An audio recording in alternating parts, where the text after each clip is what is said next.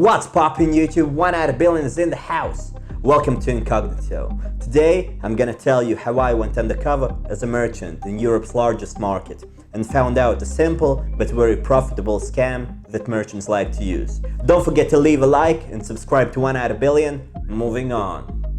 I'm 1 out of billion, an undercover journalist. Different identities, one thing in common: the art to lie. I've told over 100 stories, and now it's time to tell mine. Incognito. About a month ago I read some breaking news from Estonia. Merchants are buying different berries in Latvia and selling them as local berries in Estonia. Even Estonia's Prime Minister had to comment on this topic. It's only 300 kilometer distance from Riga to Tallinn. Estonian merchants are buying berries in Riga, they drive 300 kilometers and sell them in Tallinn or other Estonian cities for twice the price. Super profitable business model, but the thing here is that the merchants lie to their customers. They say that the berries they are selling are grown in Estonia. As in most countries, the local people are ready to pay some extra cash for a local product. In the summer of 2016, I spent more than a month in Europe's largest market, Riga Central Market. I disguised myself as a merchant and sold vegetables, berries and fruit. I had some clues about the scheme. That's why I knew what had to be done. I got in touch with people who had a farm and explained my plan. So I became an official representative for this farm. Next thing, I went to the market and bought myself a spot where I can sell my stuff. Of course, all the good spots were taken, but my plan wasn't to earn money. I planned to understand what's going on, so I agreed. This market is working until 5-6 p.m.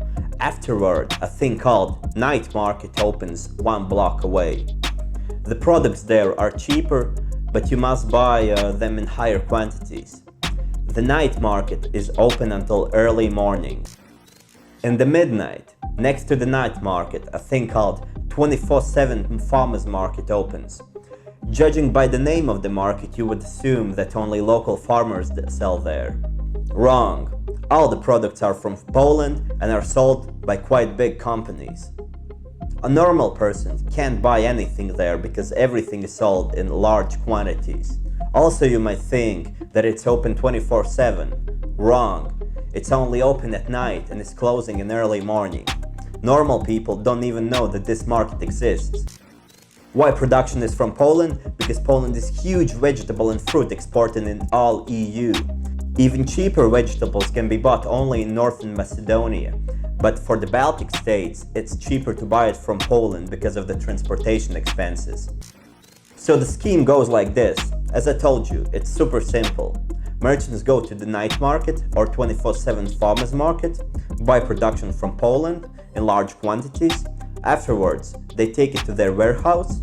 The production is taken out the next day and sold as local. In our case, as it would come from Latvia. In Estonian case, as if it's grown in Estonia.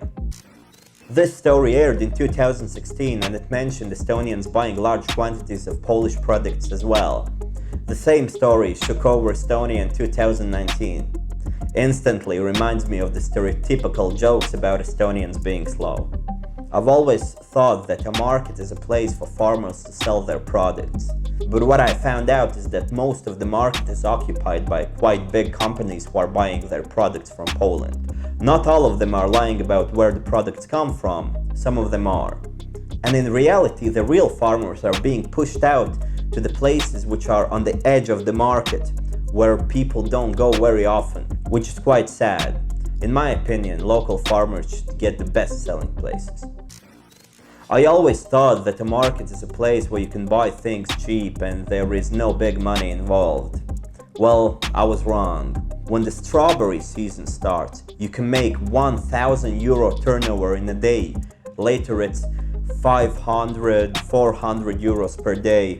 It's a great amount of money considering that the minimum wage in Latvia back then was 370 euros for a month of full-time job.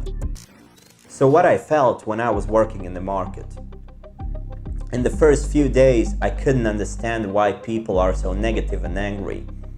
A while ago, this market was the epicenter of where all the criminals and homeless people gather in Riga.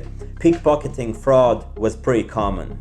It's starting to get a bit better, but there is still some room for improvement. There are still few criminals, quite a lot of homeless people who are trying to earn their dime there. And as you can imagine, that isn't the best atmosphere where to spend your day. Many people are rude at each other for no particular reason. After a few weeks, I got grumpy and angry myself. One time, I even considered fighting a homeless guy who was selling plastic bags. He constantly commented on me moving my production, and after a week, I got sick of it. But of course, I didn't fight him. I'm just trying to tell you that the environment really gets to your head at one point. Few things that must be improved. Local farmers should get better places in the market. The merchants who are selling production grown somewhere else could easily be moved on the sides of the market. People who want to buy cheaper stuff will definitely won't mind going an extra 50 steps. But going extra steps for more expensive stuff doesn't make any sense. I'm not sure if this has been improved or not, but back then when I was working there, Central Market staff warned the biggest merchants about possible inspections, so they could easily prepare for them or do something that they wouldn't get caught. One time I tried selling on night market myself and I called the food inspection on myself. When I came to the market, most of the merchants already knew that there will be an inspection. Lesson number 1. Know what you're buying. Don't be shy and ask the merchant where he gets his production. Lesson number 2. If you know that dishonest things are happening anywhere, do something about it. You're not the only one affected. Lesson number 3. Don't work in a negative environment. The environment you spend your time in really changes you as a personality. And that means it directly affects your future. What do you think of this episode? Leave comments below. I'm interested in your opinion. Don't forget to leave a like and subscribe to 1 out of billion. If you're generous enough to support this channel, PayPal cryptocurrency donations are accepted. Links are in the description. I also have a Patreon page, and I would like you to become my patron. Any kind of support is appreciated. I'm 1 out of billion. Peace out. Incognito.